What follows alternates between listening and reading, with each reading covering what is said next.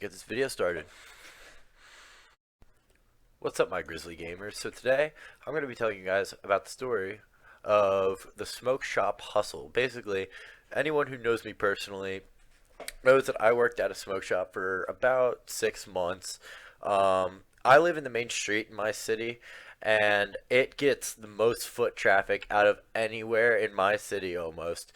And I fit traffic meaning like, walking on the road and like people window shopping and going up to the store, because they see something interesting through the window, something like that. So, um, basically, since we got a lot of foot traffic, we had to learn how to hustle people because a lot, like I said, a lot of customers that came in just didn't really want anything. They just wanted to check out the shop, or they saw something they wanted, but they just wanted to take a closer look. Um, but we pretty much had to learn how to hustle people. At this point, I could probably sell prescription glasses to Stevie Wonder, but that's a different story for a different day. I'm kidding. It's for this story. Anyway, we so I was trained by I was started working here there when I was 19 years old. At the time, it wasn't a federal law that you had to be 21 in order to work at a smoke shop or buy tobacco products. So it was only 18 in my state. So it's now a federal law, unfortunately, that you have to be 21. But fuck that. So anyway, I um I worked there for, like I said, about 6 months. I I was trained by someone who was my age. Pretty much the manager was like a year older than me. Like the main manager was a year older than me. Because it was a chain, smoke shop chain. The third most popular smoke shop, I believe it was, like smoke shop chain in the East Coast where I live. So, yeah, that's it. It's pretty interesting, but I hated this job, and I'll explain. So, basically, we um we were told to basically, what my experience, you basically had to tell people that whatever they were buying, whatever cheap thing they were buying, say they came in for like a lighter. But instead of them buying the $3 lighter, let's say, we'll convince them to buy the $30 torch. And the way we did that was by making them feel fucking stupid as shit for buying something cheap.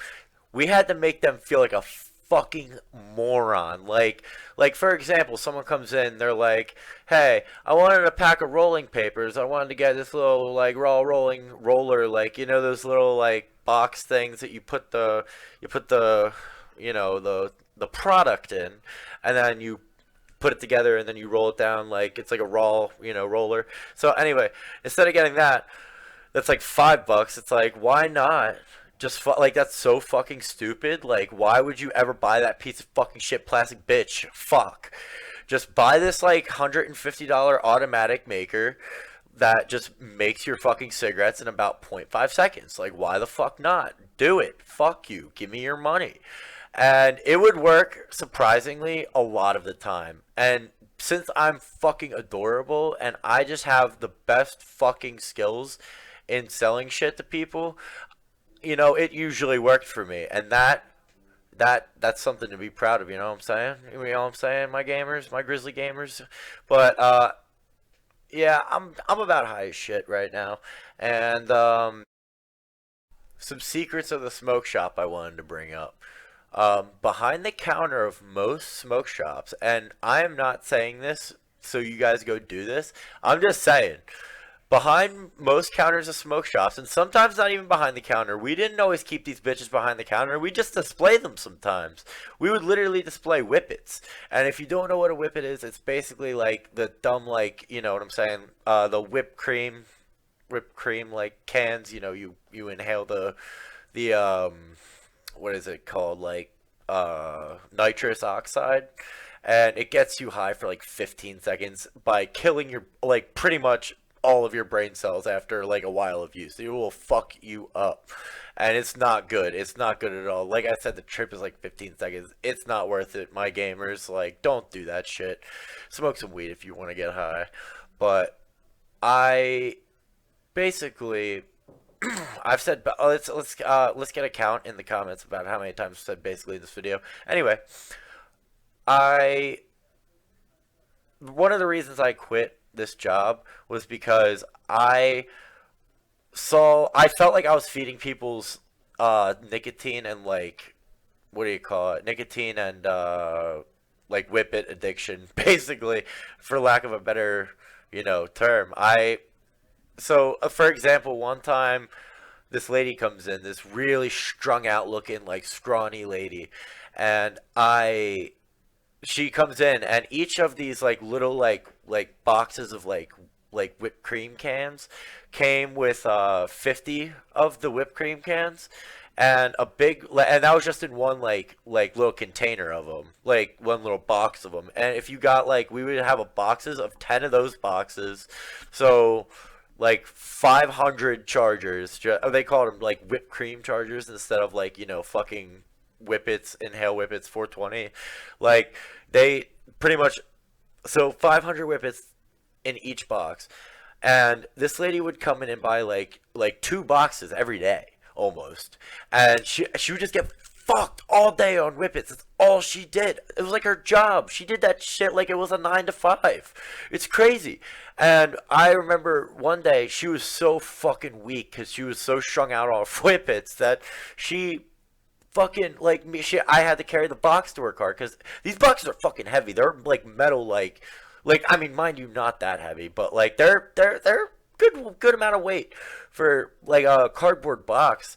But they I carried it to her car one day, and she opens her trunk for me to put the boxes in, and this lady has fucking balloons on fucking, oh my god, it was atrocious. Balloons, fucking empty whipped cream cans, fucking crackers. It was terrible. Cracker like you is like the thing that like opens the, I don't know.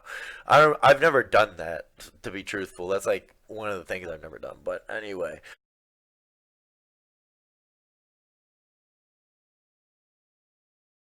that's one of the smoke shop secrets. Getting on to another one is kratom. If you don't know what kratom is, it's basically a herb from Asia that once consumed, it's like it acts like towards your opiate receptors. It's like the same things like your opiate receptors. It affects the same, thing in your brain as like say an oxy would. So if you take enough of this shit, you're gonna be nodding out. Like it's like this green like powder that you mix with water, or like if you have like enough balls, just like put it in your mouth, toss and wash. You feel me? So that shit's gross. It's and it. Oh yeah, like I said, it's like really, or like I was about to say, it's really grainy, and it has the worst taste I think I have ever put in my mouth hole. It was, I can't describe how bad that shit is, but luckily there are ways around it to make it sweeter, like putting like an asshole load of sugar in and like hot water makes it taste like tea, but still gritty as fuck, disgusting.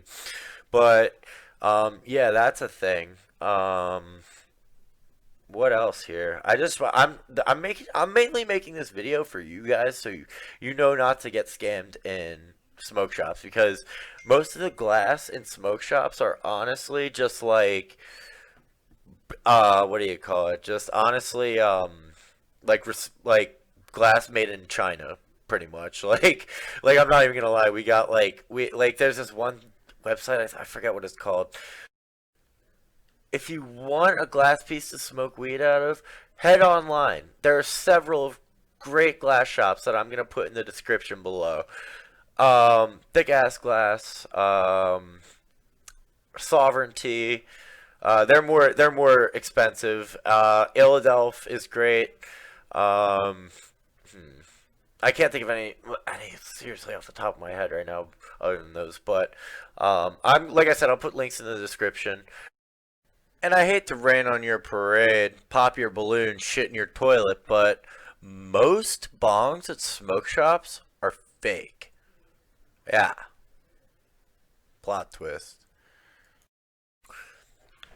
And one message I have to my people, my jewel users, my jewel people here, is you know, uh, say you have these point 0.7 milliliter pods, right? Imagine like, just a regular Juul pod. It's point 0.7 milliliters. That's less than 1 milliliter. If you go to the store and homies, if you go to the store, the vape store, or the smoke shop, and you pick up some like a 30 milliliter, straight up 30 milliliter bottle of vape juice, depending on where you live, to like from like 10 to 20 bucks, compared to a 4.7 milliliter pods for like almost the same price as that, and you can get refillable pods that are meant for Juuls, like just empty pods that are meant for Juuls that you can refill for $5 a pack, and you don't even have to use those pods. You can honestly just pop open the top of a Juul pod. There are tutorials online on how to do it. You just pop open the top of a Juul pod and like take the little like plunger thing off and refill it, and it works perfectly. You could do it like up to 80 times. I've heard from somebody that might, I don't know how much truth there is to that, but I know in those little guys, in the empty little guys, I could get like 10 refills out of it without burning it, and it's crazy. You literally get like 40 plus pods out of just one pack of pods and a 30 mil of juice. It's honestly crazy how much Juul taxes you. It's, oh my god, it's like a plug when you're 14, bro. It's seriously like the junior in high school plug when you're like in 8th grade, bro. Seriously. But I think I've pretty much fucking covered everything. Well, not everything. I might make another part to this video. It's just getting to be a long video. So, yeah, I'll probably make another edition of this at some point if this does well. But, have a good day, my sexy gamers. You feel me? Have a good day. In the cup, better control your hoe, 'cause she see us blowing up.